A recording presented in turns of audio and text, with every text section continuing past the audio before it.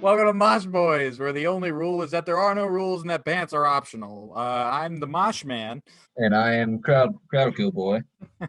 and for our first little episode here, we're going to talk about a classic album, Rain in Blood by Slayer. Crowdkill Boy, do you mind giving us a little background on the band that is Slayer? Let me go to my Wikipedia real quick. Coming out in 1986, Rain in Blood is most notably known as one of the greatest thrash metal albums of all time. Because, I mean, with Angel of Death, Raining Blood, and of course, Jesus Saves, it's a peak of thrash metal. Out of the big four, Slayer was like, they were the ones that kind of stayed true to thrash metal, especially in this album. Yeah, because But when you others think about went, the big four, you think about Metallica and yeah. how they were like, Metallica changed, yeah, yeah, they once they hit the Black Album, they kind of started shifting from thrash metal is more like hard rock kind of I'd to say an it's more extent. like heavy metal, like more in Yeah, line they with like Judas switched, and Priest. then like Or once they hit like, then later on, Slayer just kept it. Because I mean, with things like we're like the whole like Angel of Death, the first song off the damn album is really about the Holocaust. yeah the Yeah, Holocaust the and the thing that tortures. inspires all Yeah, music. yeah, I wouldn't be and surprised if, like, Ariana Grande came out and said, like, yeah, God is a woman, totally inspired by the Holocaust. the meaning of pain. The way that I want you to die. And then you think like Anthrax, and Anthrax literally just their whole Anthrax, philosophy is just have fun and like drink yeah, a beer or something. because Anthrax is always the most overlooked of the big four. While Slayer is mainly known to be keep the thrash in it, Anthrax like kept thrash. It's just they got overshadowed. Yeah, and it stinks because Anthrax is really fun. We should probably do an Anthrax review at some point. For All Uh, Kings, great album. yeah. Yeah, I mean, Anthrax has always had some sleeper hits, but we're not talking about Anthrax today. We're talking about Rain and Blood, Yeah, objectively one of the top thrash metal albums of all time. And when we yeah, say thrash metal, guys, we're talking like metal that, really, really high speed, just high velocity, really galloping, quick riffs. Like, listen high to this pitched, album. This is the high definition of a yeah, thrash metal album.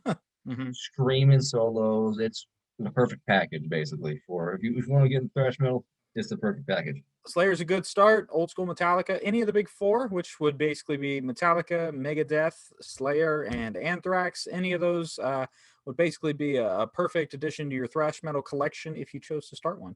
But without further ado, let's get into the album. What do you like? What do you don't like? Um, there wasn't really nothing I really didn't like. I loved Hannah and Carrie King in their early days, like with their first couple albums. They hit hard and everything. It lets you know it's fast pitch. It doesn't take away from the song. It just basically adds that extra oomph to it. You were about to say Kerry King, and I was just about to agree with you. Kerry King's solos on this album in particular, like he's always had, pretty decent solos. I mean, it's like it's a fun thing in Yeah, the metal community to bash on Kerry King solos because they all yeah, sound like, like wee and like.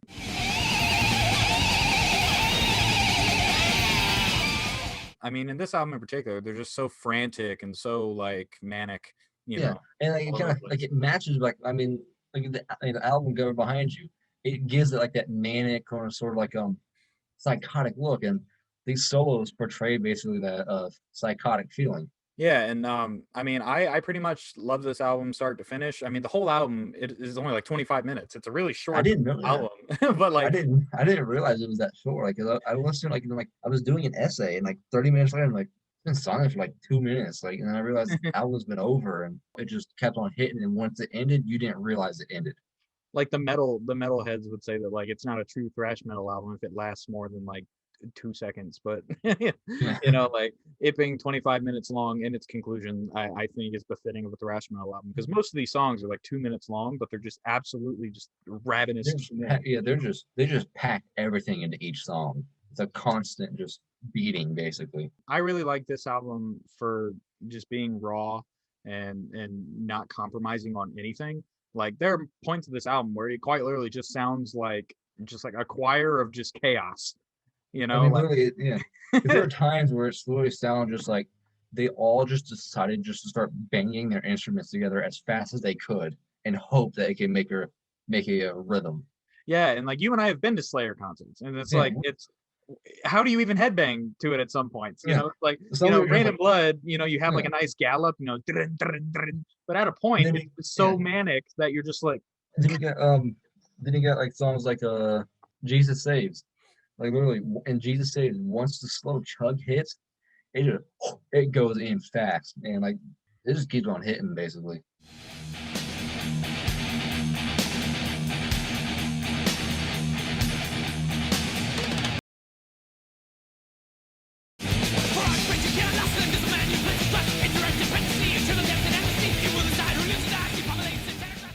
I think Jesus Saves is the big sleeper hit off the album. You don't hear a lot of people talk about it, but that song hits really, really hard, and the lyrics are a very nice sort of like dissection of like Western Judaic Christianity and whatnot. So Yeah, and that's like kind of like the theme with it. Like Slayer, they kind of they bash religion, but they as I feel like they go after Christianity more because one, it's an easier religion to go after, and there's so much that they could go for. when we say go after, it's not Yeah, necessarily that they're yeah, going not like after religion. yeah. They're not It like just means like just show the bad in it because they're critiquing it, yeah, which yeah, I think it's, is healthy for any yeah. institution to be critiqued a little bit, It's especially like, something yeah, religious.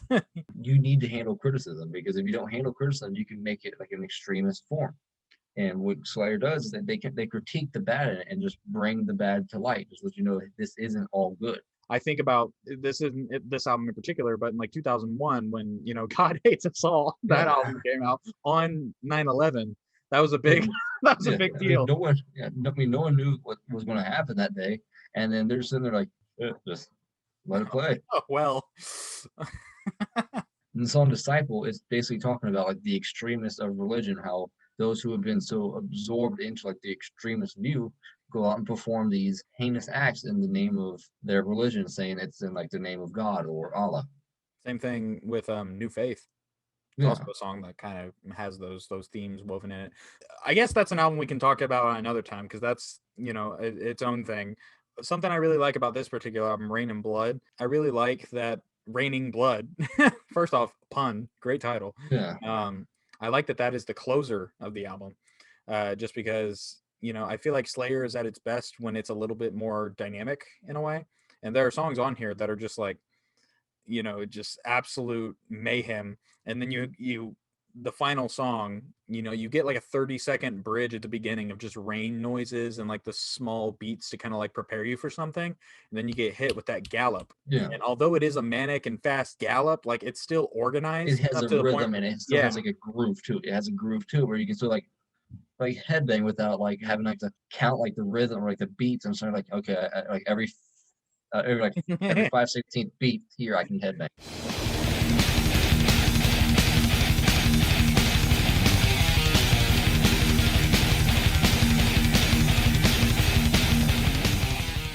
It kind of leaves you with something to put your foot on to like get like a nice grounded ending to the album, but still have that ferocity. And that's why I think Like I mean, like Blood has kind of there's like withstood the test of time. yeah, like even Angel of Death, it still has like you can still there's a rhythm you can still headbang to, but then you get like piece by piece or something like that. It's just like pure mayhem. Yeah, Yeah, right. you're sitting there just sitting there like seizing like trying to like yeah, that's pretty good, man.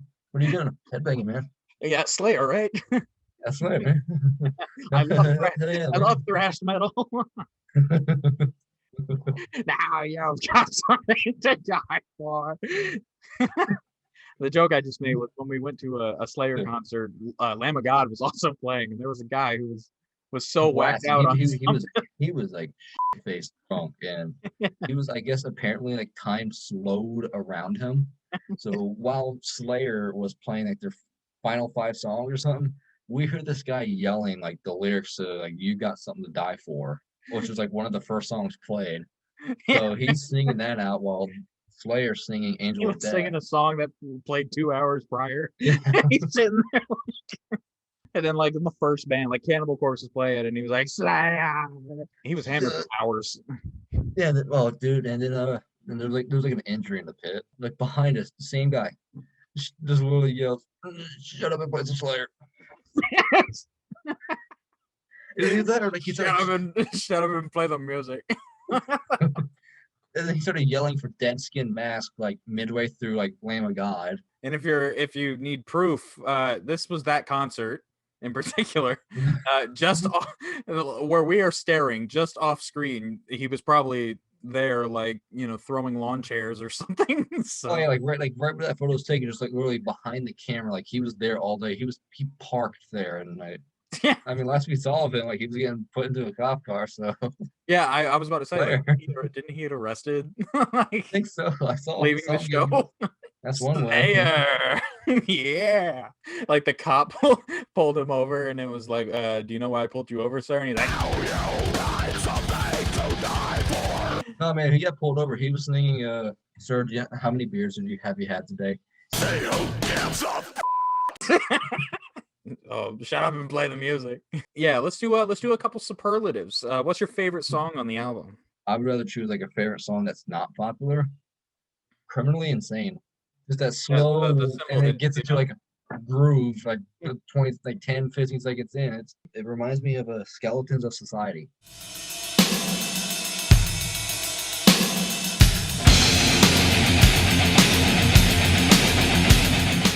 And that, and I'd say Jesus Saves is like my favorite album, favorite songs from the album. They're basically a diamond in the rough. Like they're overlooked a lot, but once you listen to it, they're very underrated. Yeah, I would say that Jesus Saves is definitely my favorite like sleeper hit. It's the most underrated song off the whole album for sure. But I say my actual favorite, I'm gonna be basic. I'm gonna say Angel of Death is my favorite off the whole album, just because, like I said, I like it best when Slayer is kind of dynamic and gives you something to kind of chew on. And I feel like the real thrashy riffs, but then like that groovy section right in the middle, Oh, that groove section right in the middle just gets me every time, especially because it's two groove riffs. You know, you got the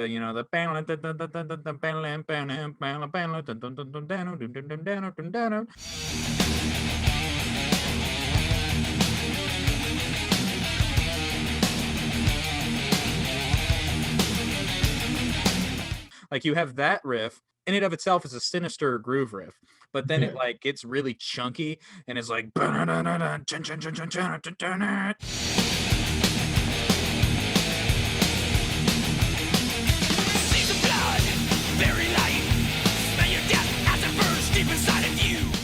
like it gets like a chunky groove riff, and then Tom Araya jumps onto that. I just think Angel of Death gets me the most hype.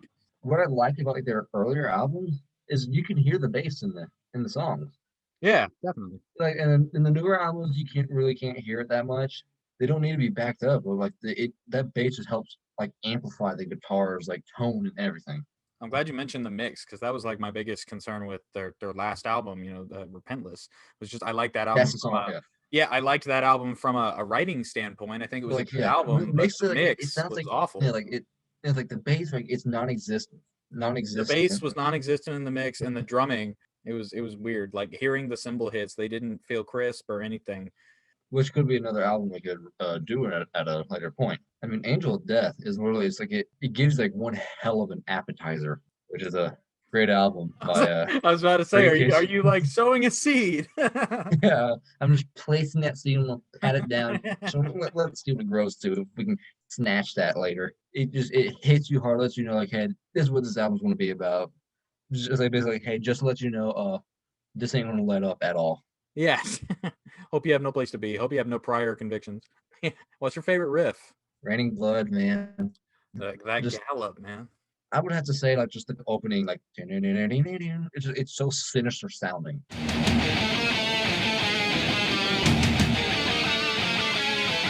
I already loved the groove sections of Angel of Death so much. I'm not going to pick that as like my favorite riff, though it probably is.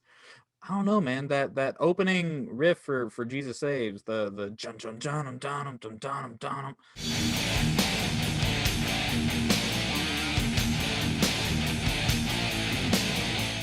And you know, there are songs that obviously we didn't necessarily highlight throughout this review, but are just awesome in their own right. You know, like you talked about Necrophobic and Postmortem.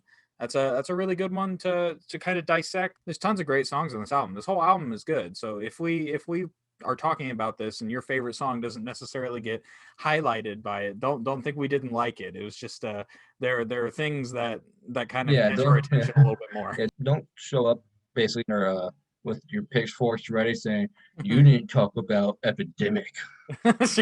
My favorite song, Epidemic. You did not talk about it. It's just because when you listen to an album that is this thrashy for 25 minutes, it's like at a point you're like, I love this and I'm having a fun time with this, but like at a point it's just all just like. So like you definitely notice when it slows down and it becomes like that for a little bit, just to become that again. There's like one portion of the album where I'm not saying which portion of the album, so I don't start like a war between the one viewer that's going to be watching this at first. Yeah. One song I would say that it basically turns into the Volbeat. Like one song, then goes back into Slipknot, like the Knot Fest. Oh yeah, we went Like to like most of the albums, like you're Volbeat reading was like there. Behemoth, Gojira, and then like Volbeat. Just I like Volbeat. We have fun yeah, with Volbeat, but I can like listen. they I just can did listen to Volbeat Volbeat. It's wrong, just putting him in there with Behemoth and Amon Amarth and like Gojira, Behemoth, and Gojira. Slipknot. Like, yeah, it just You wasn't the ready right to place. rock? What would your rating be? You can do it.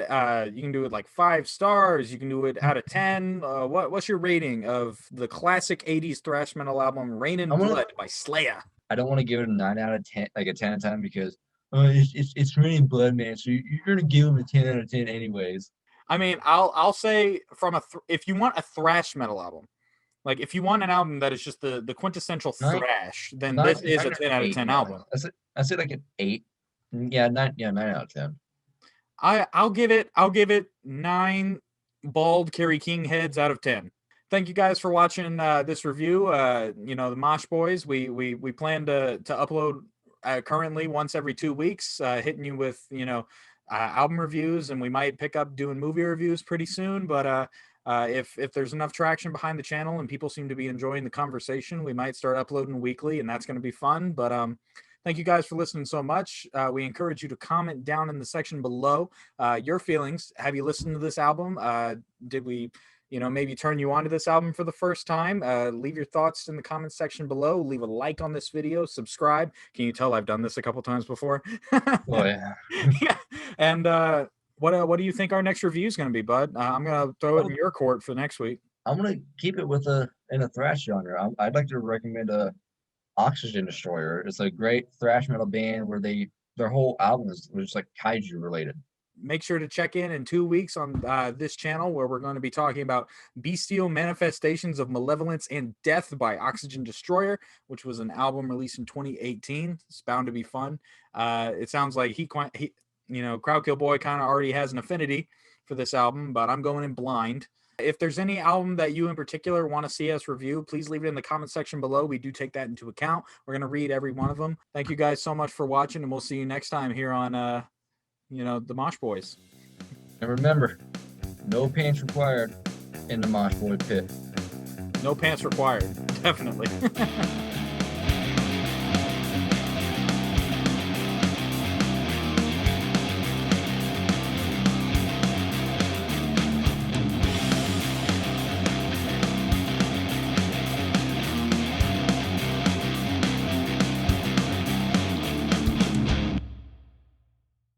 So am I going first, or are you?